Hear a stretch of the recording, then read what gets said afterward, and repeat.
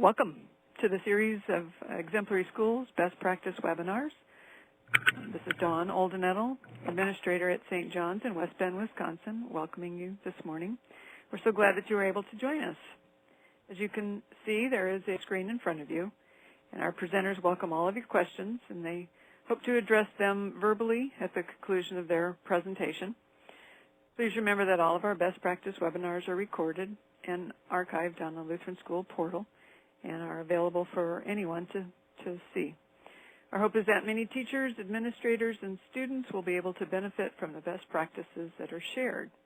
And our goal is to help all Lutheran schools be the best they can be in order to share the gospel message of our Lord and Savior Jesus Christ with the world. If you'd please join me in prayer. Lord, we give thanks for the ministry of Lutheran schools throughout our country and world. As educators, we thank you for calling us to serve you by sharing the good news of your love for us as you have created us, redeemed us through your Son, Jesus, and continue to sanctify us through the gift of the Holy Spirit. We ask that you continue to bless our presenters today, as well as the students and faculty at Lutheran South Academy. And we ask that you would multiply our strength and our courage and keep us faithful to your word. In the name of Jesus, amen. It's now my pleasure to introduce Lutheran South Academy, Houston, Texas. Hello, I am Garrett Rivenis. I am currently the English department head for the high school at Lutheran South Academy, and we are going to be dividing today's presentation up really into two parts. The first part is going to cover our high school essay prep program, which is ScoreWrite, and how we incorporate ScoreWrite into our testing for grades 9 to 12. And following that, we'll open that up to some questions, if anybody has questions, and try to address what we can at that point. And once the questions are done at that point, then we're going to start the second portion of our presentation, which is going to be held by Jeremy Brum, our middle school principal, and he's going to be covering a different topic, which is going to be our middle school exploratories. So we'll start now just with our essay prep program, which is ScoreWrite. This is something that we have found to be very successful here at our high school, and it's not anything that we've invented. It's something that we use, but the manner in which we use it may be interesting, and it may be useful to you. If not, at least the program is something that we would like to recommend as something that would be very helpful for your students as they prepare to take the SAT. One of the things, as far as the writing portion of the SAT, if you look at the national averages over the last several years, the national average score for the writing section of the SAT is always, at least in the last 10 years, has always been in the 490s, varying really very little, but slightly, but always in that 490 category. We have, here at Lutheran South Academy, 50% of our students score between 490 and 590 in the writing section of the SAT. And we actually have 25% of our students score above 590. So we feel like there are some things that we're doing that are really helping our students and giving them a chance to excel when it comes to the writing portion of the SAT. Those are the things we want to share with you today. First of all, and I don't know how, obviously, various schools around the country handle SAT prep, but at least from our experience, the schools in our area, a typical SAT prep for students consists of the PSAT. And the PSAT, students may take the PSAT either on campus, or sometimes they'll have to go to another campus to take the PSAT. But some schools will maybe take that a step beyond and offer an SAT prep elective on campus or something like that. And those are all great ideas. Two issues that come up with the PSAT. Students usually will perform better on the PSAT than they do on the SAT. and that's nationally. And two of the things that kind of come up with that is, number one, the PSAT is a shorter test than the SAT. And some might say, well, kids are going to perform better on the PSAT than the SAT simply because the SAT is a little harder, which may or may not be true. We don't know that. What we do know is that the PSAT is shorter. And so we can kind of suspect that perhaps test fatigue may step in. Kids not used to taking a test for that duration of time may come in and play a part in their performance. In addition, there is no timed writing on the SAT, and that's something that is, as you know, plays a big part in the writing portion of the SAT, and a lot of times kids go into that with very little experience on that type of writing, maybe just what's done in a classroom setting, and it's a whole different ballgame when you're doing it for your SAT, and that's something that we've tried to target as a way to help better prepare our students for the PSAT. What we do is we start the ScoreWrite program, which I'm going to describe the program as well as how we use it over the course of these next few slides.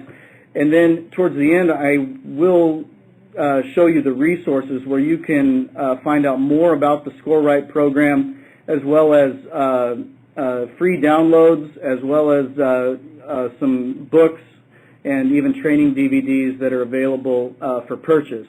So if those questions come up in the next couple of slides, just hang with me, and I will show you the resources here in just a second. But we start with our ScoreWrite program in the 9th grade, and we carry that on through 10th grade, 11th grade, and then in 12th grade they take the SAT.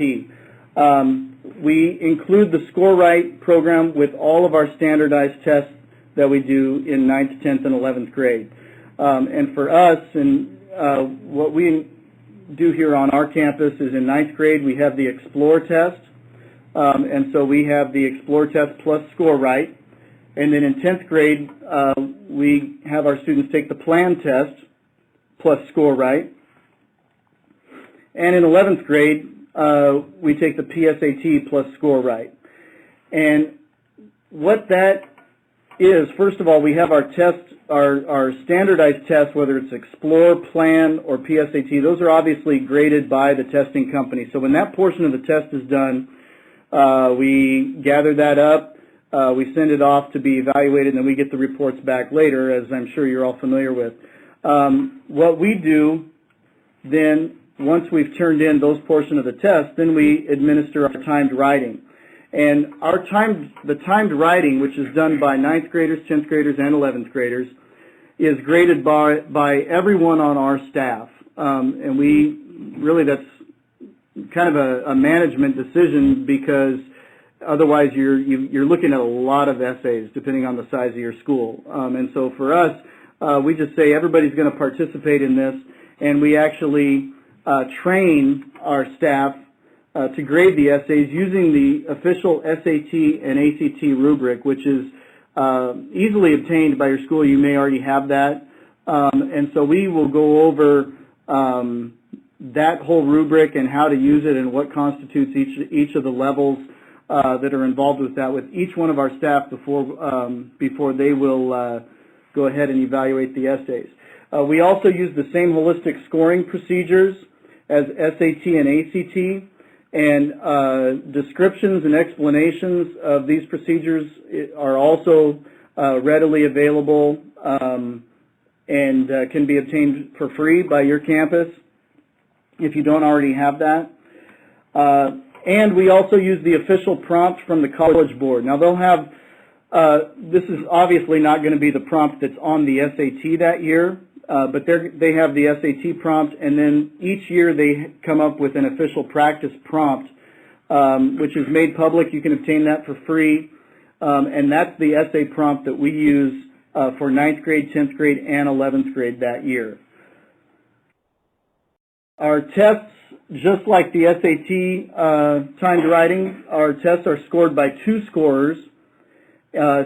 Two different staff people will read the essay and score it on a scale of 1 to 6. And like I said, we'll go over the rubric on that and train our staff on exactly what are we looking for in a 1, what are the elements of a 2, a 3, a 4, and so on. And all of that is available through College Board. And we'll spend a lot of time making sure that to make sure that is kind of on the same page as far as what we're looking for on the essays. And then what we will do is we'll have 2 readers read the essays and score the essays on that scale of 1 to 6. If the scores differ by 2 points or more, then we will have a 3rd reader go ahead and evaluate the essay to determine to resolve the grading difference. And this is just something that we do. We like to have that 3rd reader be somebody out of our English department. And the reason for that is just that we feel like perhaps if we've got a difference, our English teachers might be a little bit more familiar with grading with this type of a rubric. And also, the assumption is there are resident experts as far as essay writing, and they're going to be the ones that are going to be the 3rd reader. Now, it doesn't necessarily have to be. That's just something that we like to do.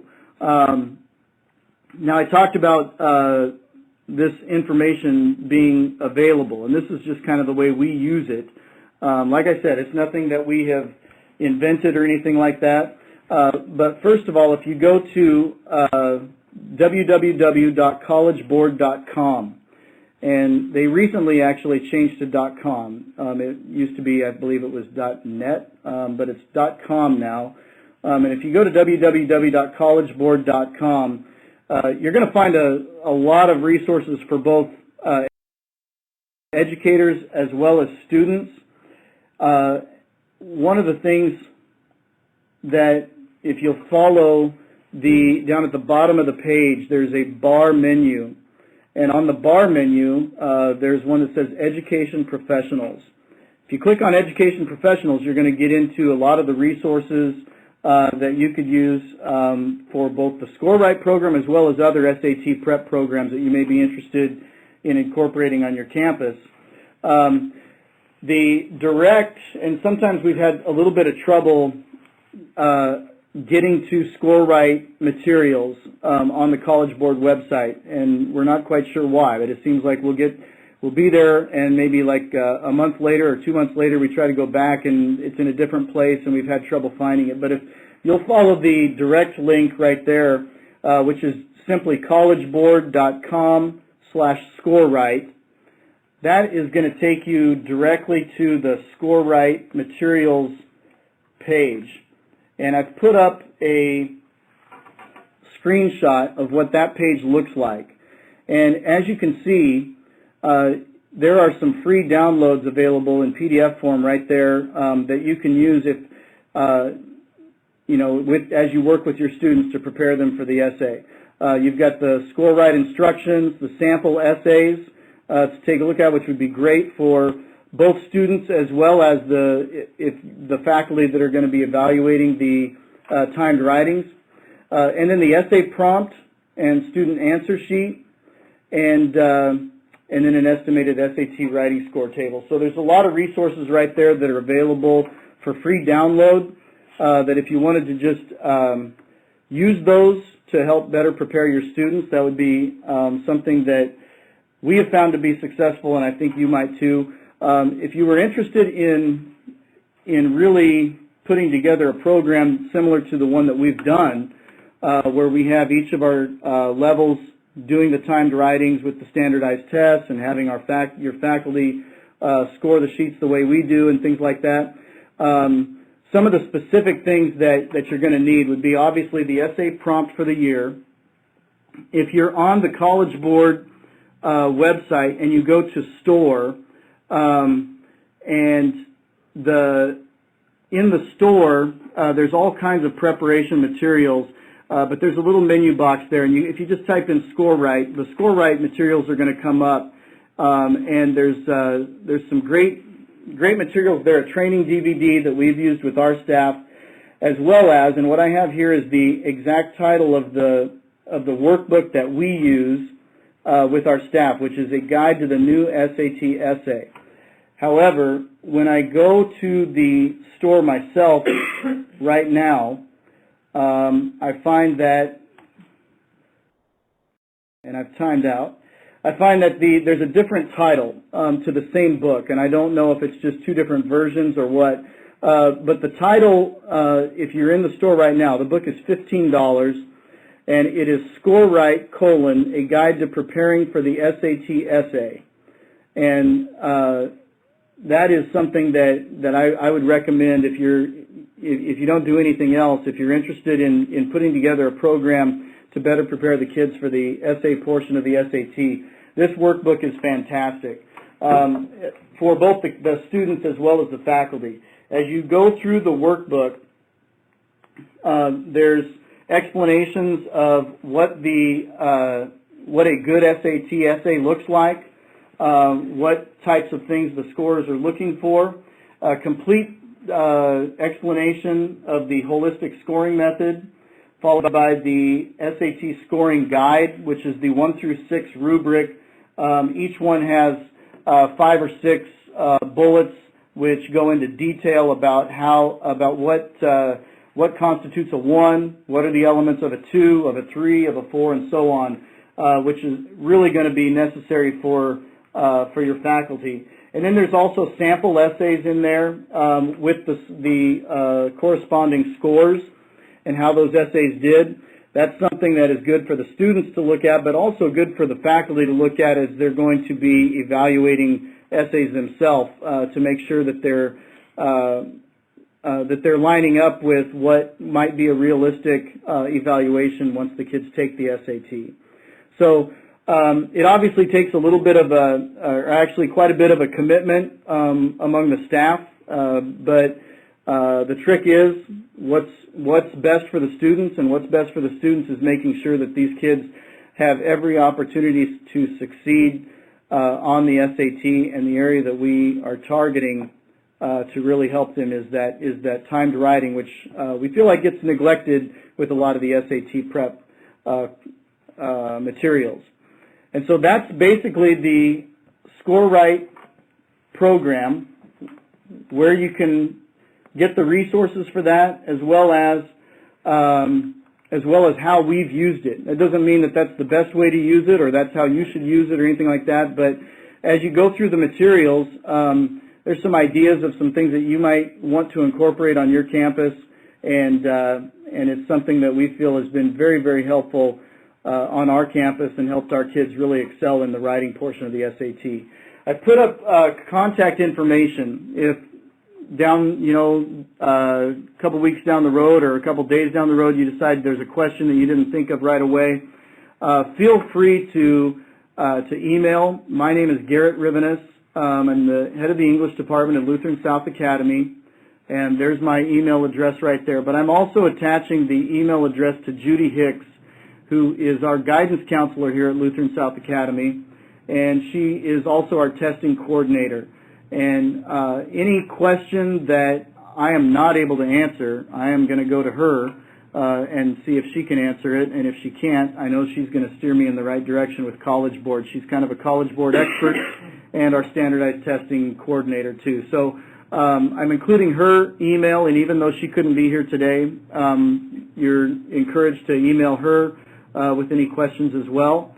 And hopefully anything that you need help with, we'll be able to either help you out or steer you to where we have received information in the past. With that, that concludes the portion of this presentation on our SAT prep, essay prep, and I'd like to open it up to any questions and answer any questions that have to do with this program, with the ScoreWrite program, before Jeremy Brum takes over with middle school exploratories.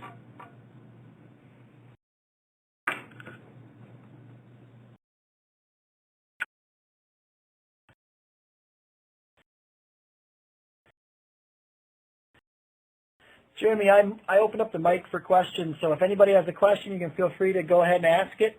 And we'll just allow a little time for that, and after that, you can go ahead with the second part.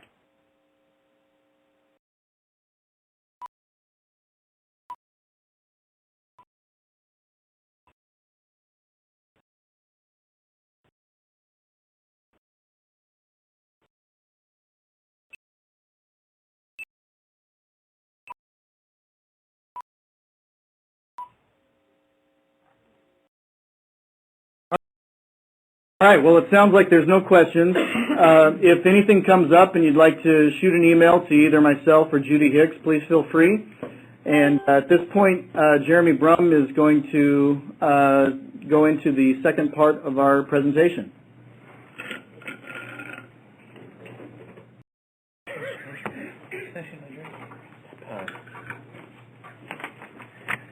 Good afternoon, everyone.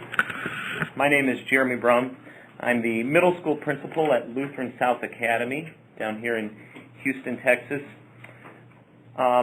Today I want to share with you the exploratory program that we do here in our middle school. To give you an idea, first of all, what it is or what it is not really, the exploratory program is not synonymous with electives. It's very much different from electives. When you Google exploratory, you'll find the listings for exploratories that will seem very much like electives, such as art, band, choir, drama, those types of classes, even PE and computer classes. The way that LSA has done exploratories is a little bit different than what you'll find from pretty much any other school, and I think that's what makes it a really unique and fun program for our students and for our teachers. This program, I believe we started in 2004. I could be a little shaky there on the year, but back in 2004, 2003, somewhere in that really long time ago, when I first started at LSA, my first year, we began a program that would introduce students to the opportunity to explore something that they wouldn't do normally. And this was an idea that we had come up with. Debbie Bakke, our principal then, was the one that pushed it forward, and Sheila Penzick continued it, and now I am keeping it going. With the LSA Middle School, we do not offer a recess. So it has a twofold part to it. It's a break from your normal day for one day a week. It's a break from that normal day. It's a mental break. There's no grades. There's no homework. We just allow the students to go and explore something new, something that they might not have done before, something that they might enjoy very much, and something that they want to try out. But it's a chance for them to explore something new and different, something that you don't normally see during the normal school day. When we started it, we coupled it with our chapel day.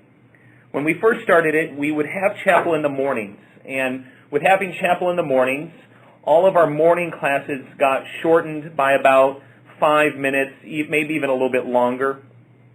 And then our afternoon classes were at the normal time, and so that was kind of a pain if you had one class and you didn't get finished with something, and then you'd have the afternoon class and kids got ahead. So we matched up our exploratory program to counterbalance and take some time away from our afternoon classes on Fridays. So when we first started this, every Friday we would have exploratory for 30 minutes, the last 30 minutes of every Friday. And the classes were taught by the teachers. Every once in a while, we'd have a few parents that would offer up an exploratory class to teach, but mainly now we just have our teachers teach it. The class topic is a wide range of topics and ideas. It is something that the teacher is interested in, they have something that they have a passion for, and that they can share that interest or share that passion with the students. The class types are a mix of academic and a mix of enjoyment, a lot of times leaning towards the enjoyment part of things. And again, these are classes that you will almost never see in any curriculum at a normal school. Once I start showing you the list, you'll see how they don't fit. But it's a great way for kids to experience something new, something different that they might not will ever get a chance to experience. And so that's why we have done that. If you do have any questions, don't hesitate to type in a question. I'll be happy to answer it, by the way. So if something's coming into your mind, don't hesitate to ask. We do know that kids have a lot of things scheduled throughout their middle school lives. They're here, and then they got to do this, and they got to do this, and then they have to do this. And by the time 9 o'clock rolls around, they're getting to their homework, and they don't. At times, they don't get to be kids, and we give them that time with certain exploratories where they can enjoy being at school and enjoy doing some unique things. We mix up all of our students in our exploratories, boys and girls together. 6th graders, 7th graders, and 8th graders are all mixed up. So class sizes will range. The average size is 16. And that's what we take. We take every single teacher in our middle school. So right now it's about 15 teachers. We have 12 teachers that are just middle school, but with the additional art teacher that does high school, our band and choir teachers that do all levels at LSA, they're also thrown in the mix there. So our class sizes can be much smaller than your normal 20 to 25 average. The class sizes get much smaller. Some are even 12. And then some are 24, depending on what you're doing in what event. The way it works is that exploratories meet once a week for 30 minutes, and you do that for 6 weeks in a row. And then after those 6 weeks, you do another exploratory, and then for one semester, you get 3 exploratories, 6 total exploratories for an entire school year. Some of the exploratories, I'll throw out some pictures, and then I'll give you a document that you can look through. I have a list of 92 different exploratories that we've done throughout the years. Some of my favorite ones. One of my favorite ones that I could play this all day long. I could play it all night, and I'm a heavy kid. I'm a little chunky, but I could go out and play ultimate frisbee 12 hours straight nonstop. In fact, up at Seward, Nebraska, they had a ultimate frisbee nonstop game, and it made the Guinness Book of World Records. I was so unbelievably mad and upset that I couldn't be there for that, because that's how much I love ultimate frisbee. Now, if you ask me, hey, Jeremy, do you want to go play some basketball? Sure, I'd play for about 5 minutes, and I'd be like, I'm out of here. And it's not because I can't keep up with it athletically, but it's just I don't care for it. Now, ultimate frisbee, I'd be out there running all up and down the field playing it hours and on end. I never learned about ultimate frisbee until I got to college and played it up at Seward. So it is something that I just have a passion for. I love playing. So my exploratory that I do once a year is ultimate frisbee, where I teach kids how to play frisbee, and we go out to the field and we play ultimate frisbee for a half hour, and we just have a blast.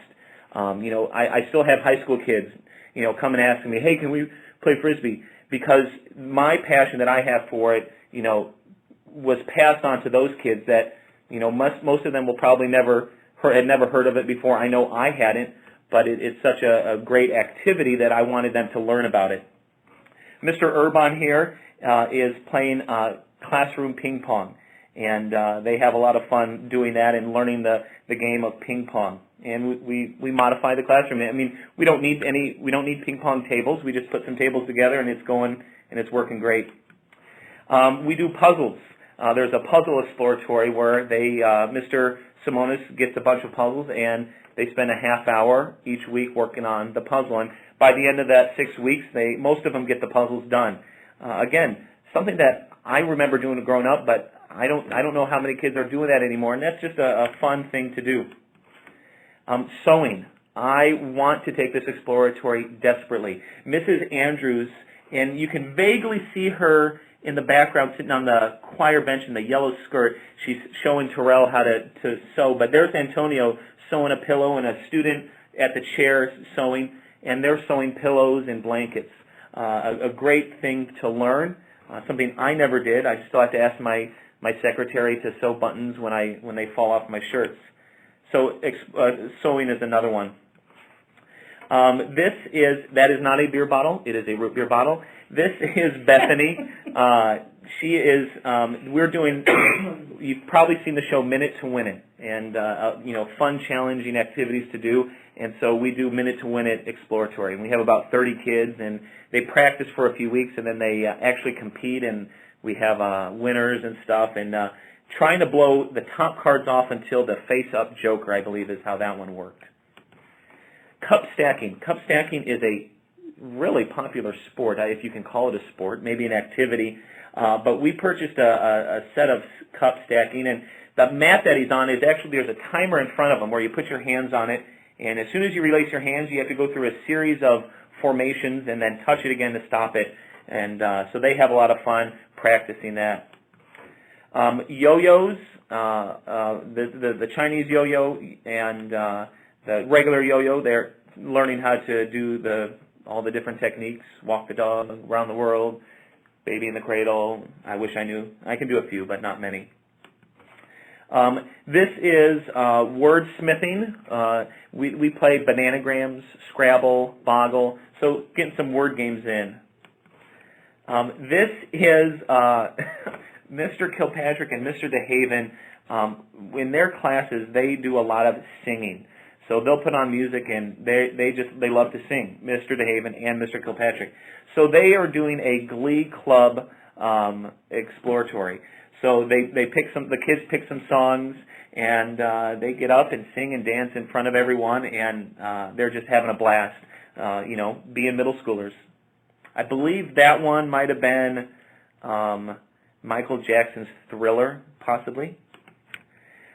This is card tricks. Mr. Simonis loves doing card tricks, so he's having kids learn and teach them how to do different card tricks. This is Grace. As you can see, she's writing her name there, Grace Penzick. She is doing what's called wood burning. So they are doing some artistic stuff, burning the wood and creating some art there. Thriller again, the Glee Club. Some more cup stacking. Okay, so that's just a few of them. I'm going to bring in a list of exploratories. I hope it's popping up there on the screen. If anybody can give me like a yes on the chat screen just so I can make sure it's there, but it should be showing up there. Oh, thank you. This is the beginning of the list.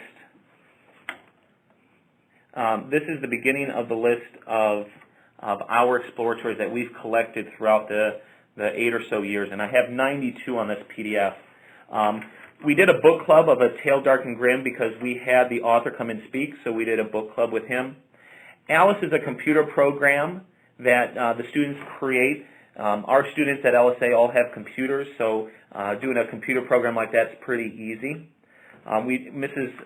Harrison's an archery, certified archery person, so she does archery. Big art, small canvas, where you take a famous artwork and paint it on a 3 by 3 inch canvas. That one's pretty fun. Ceramic crosses, doing some more unique art stuff. Another one that I enjoy is I love to play card games. For those of you up north, I love playing euchre.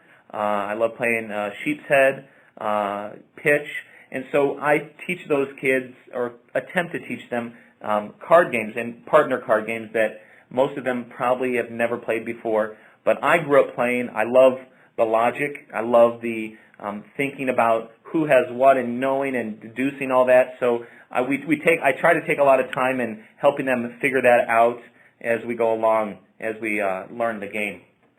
Okay, so there's 17 of them. I apologize. I think I had a double here. So no.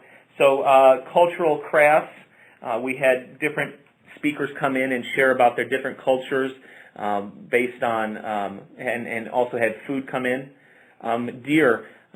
We just gave the kids a chance to read.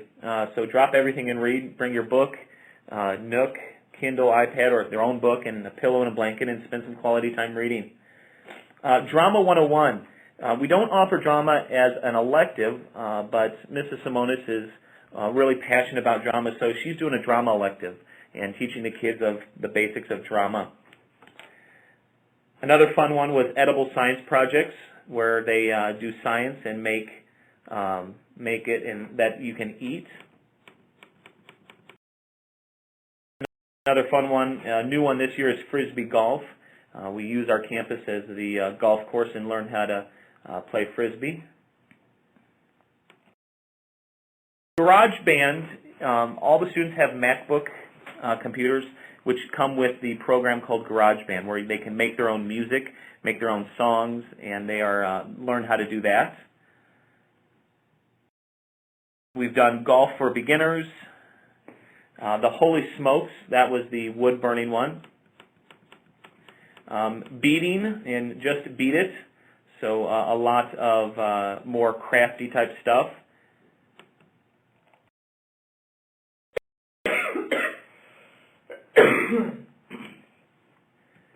We had two different versions of Lights, Camera, Action, where they create movies. They record it using flip cameras or their phones, download it onto their computers, edit it, and put it together for a movie presentation. One's going on right now, so I can't wait to see the results of that. We've had, again, all sorts of stuff: origami, poetry, Reader's Theater, rocketry, where the kids build their own rockets and we set them off. We've done scrapbooking, and usually that's always been filled with just girls for the scrapbooking. We did Simple Machines, where we had a Connect set, and that was mine because I love Legos and I love Connects, so I put that together with science, and we learned about the different simple machines and physics, and it made this huge one that was pretty cool. Stamp It Up and stamping some more girl stuff that most guys don't do. The basics of grilling, we've done grilling outside and taught kids how to grill. A lot of baking stuff we've done as well. They love anything where they get to eat. Yeah, the eating ones are popular. What's Cooking, the Wordsmith, yard games, learning how to play washers, lawn golf, Polish horseshoes. And we've even had parents come in and teach a Zumba class. So those are some of the different exploratories that we've come up with. And again, it's, if you search exploratory on Google, you're probably not going to find this type of exploratory. We have really made this one unique to us, something that gives our kids a break from the normal day. And as the years have gone by, about 3 years ago, we are still doing exploratories, but we added to it. So if you come back next week, we'll share what we've done and how we've added on to exploratories. It's called family groups, and I'll share more of that next week. So just to whet your appetite. So if you have any, if you want to know more about that, please come back. At this time, if anybody has any questions, don't hesitate to type it in. Did you say how they sign up? That it's a... Oh yeah, sorry, I didn't. The one thing I didn't say was how do we allow students to pick. The way it works is this: at the beginning of the semester, we give the students a list of the 15 or so exploratories, and they take a look at them and they rank them 1 through 15, and then we give it. One of our teachers takes that list of their ranking, the students' ranking, and assigns it based off of their rankings. We start with the 8th graders to give them their top choices, and then 7th graders, and then 6th graders. Obviously, due to constraints in terms of how many kids can be in it, some of the 6th graders do get into their maybe 6th or 7th choices, but for the most part, we never go past about the 7th choice in terms of their ranking.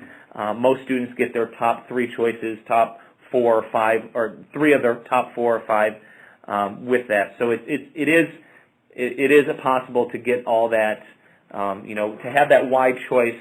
We balance it out fairly easy. Absolutely, I hope it can be posted. I don't have the answer to that, but if you do want it, don't hesitate to email me.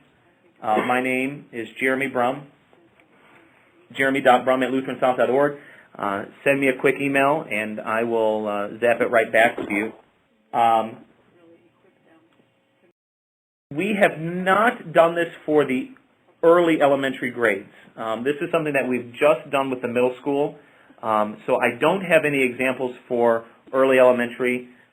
We just have never gone to the lower levels with that. It's only been the middle school. It's kind of a special thing for middle school that they look forward to. Since we're a K through 12 school, each level has their things that are kind of like the sacred cow. This is middle school's thing. And so as the 4th and 5th graders know about it, they've heard about it, and they get excited about being able to do it when they get to middle school.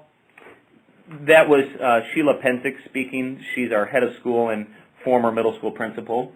Absolutely, it can be posted on the website. I think that'd be great if it could be. Does anyone have any questions? I believe you're all unmuted, so you're welcome to speak up if you have a question.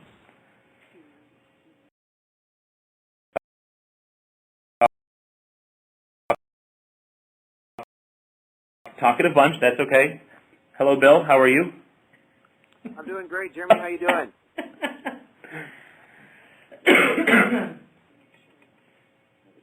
How's the weather in Houston today? Still raining and muggy, humid. Other questions I can answer? Is there any other questions that anybody has? Jeremy, give them a little teaser about next week. All right.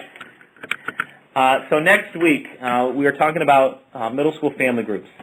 And the main thing about family groups is that we want to make sure that every student is connected to a teacher in our middle school, similar to an advisory program, but we've revamped it that fits LSA, that fits a Christian environment, that has a character study program that meshes up and works with a Christian Bible study that goes along with each. So it's a way to make sure that everybody's connected, and I can't wait to share with you that next week on how every student gets connected to a teacher and has a connection in the middle school that hopefully carries on throughout high school, and everyone has a place at LSA.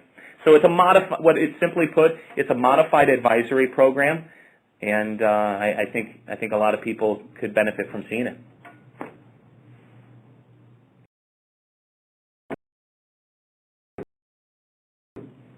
Well, that is all that I have from LSA. Don't hesitate to email me if you want it right away, and I'd be happy to send it to you. And if you have any questions about the exploratory program, again, don't hesitate to email and ask, and I'll let you know what we know.